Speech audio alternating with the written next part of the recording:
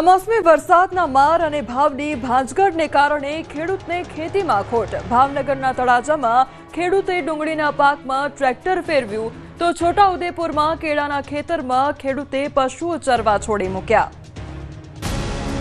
ડુંગળીના પાક પર ટ્રેક્ટર ફેરવ્યું, ખેતીમાં નુકસાની, કેળાના ખેતરમાં પશુઓને ચરવા છોડ્યા। બે અલગ અલગ વિસ્તાર, બે અલગ અલગ પાક, પણ ખેડૂતોની વેદના એક। ખેડૂત એટલો મજબૂર છે કે પોતે જે પાકને મહેનત કરી ઉછેર્યો તે પાકને પોતાના હાથે જ કચ્ચર ઘાણ વાળવા મજબૂર છે।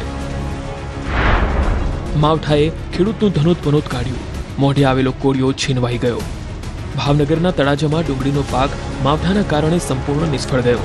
જે પાક તૈયાર થવાની અણીએ હતો અને ખેતરમાંથી માર્કેટિંગ યાર્ડમાં પહોંચાડવાની ખેડૂત તૈયારી કરતો હતો, તે ડુંગળી માવઠાને કારણે નિષ્ફળ જતા હવે તેના પર ન છૂટકે ટ્રેક્ટર ફેરવી રહ્યો છે। ખેડૂતની મહેનત, તેને કરેલું રોકાણ, બિયારણનો ખર્ચ બધું જ કમોસમી વરસાદે એક જ ઝાટકે ધોઈ નાખ્યું। તળાજામાં ન માત્ર ડુંગળી પણ માવઠાથી કપાસ તથા મગફળીના પાકને પણ મોટું નુકસાન થયું। હવે બધો આધાર સરકારી સહાય પર જ છે। જે કેળાથી ખેડૂતે કમાણીના સપના જોયા હતા તે કેળા હવે આ ખેડૂત પશુઓને ખવડાવવા મજબૂર બન્યો છે। બોડેલી તાલુકાના ચીખોદરા ગામના ખેડૂતે કેળાના ખેતરમાં પશુઓને ચરવા માટે છોડી દીધા। કેળાનો ભાવ 60 રૂપિયા થઈ જતા આ કેળાની માવજત કરવાનો ખર્ચ ખેડૂતને પોસાય તેમ નથી। જે કેળા છોડ પર લાગેલા છે તેને તૈયાર થતા 15 દિવસનો સમય લાગે તેમ હતો। કાપવાથી વેચવા માટે મંડી સુધી પહોંચાડવાનો ખર્ચ ખેડૂતને માથે પડે। ખેડૂતને 1 એકર ખેતીમાં 50,000નું નુકસાન થયું છે।